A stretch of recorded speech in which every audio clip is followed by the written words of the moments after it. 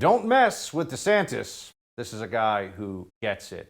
He understands that we are in a conflict, a battle for the soul and the future of this country.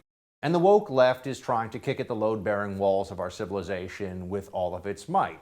We can sit around and say to ourselves, you know what? Let's try to create a neutral space. Let's not be too rough with the other side. They may be angry about that. Or we can realize that corporations have been largely weaponized by the left in the culture and, let's just be honest, political wars in this country right now to try to silence conservatism, traditional values, you name it. Corporations are the shock troops of the woke left, the biggest, most powerful, and wealthy corporations in America in particular. And that includes Disney, the great American purveyor of dreams and cartoons and fairy tales. That was then. Now Disney has executives who want to make sure that children are exposed to enough trans content and non-binary characters who have pansexual identity and ideology. I don't even know what some of this stuff means. I don't think anybody knows what some of this stuff means, quite honestly, including the people who use the words. But Disney has kind of lost its mind.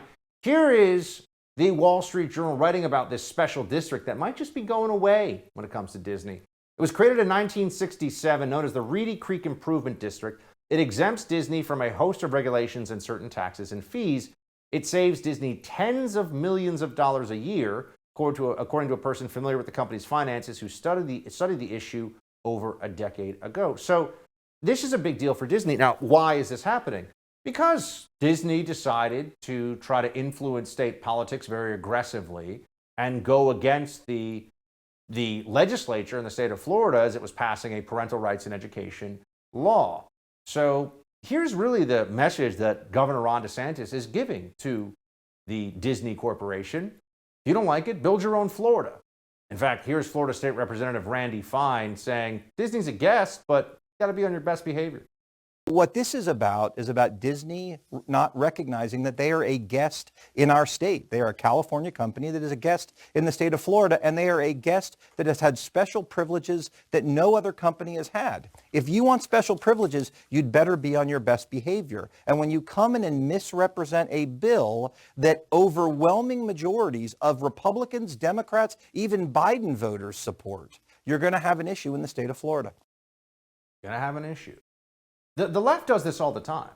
Companies will decide that if you have a bathroom policy that says you have to use the gender that you actually are for bathroom and changing room purposes, there are companies that will say, we'll no longer do business. We'll no longer film our movie in your state. That's the way the left plays the game. On the right, we sit around and say, oh, but it's capitalism.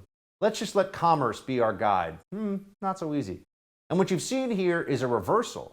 The left thought they could go on offense, and they were going to take down Florida, which has been the free state of Florida during the pandemic, economically better off than all these lockdown blue lib states. They would go after Governor Ron DeSantis, who is increasingly the most prominent and effective Republican politician in America. I'm not even sure anybody argues he's not the most effective Republican in the country right now. I'd be wondering who else would be even in the conversation, maybe Governor Youngkin, but he's just getting started in Virginia. We'll have to see. Don't miss American Scandal, Hunter Biden. A new First TV exclusive special hosted by Buck Sexton. Available right now only on the First TV app.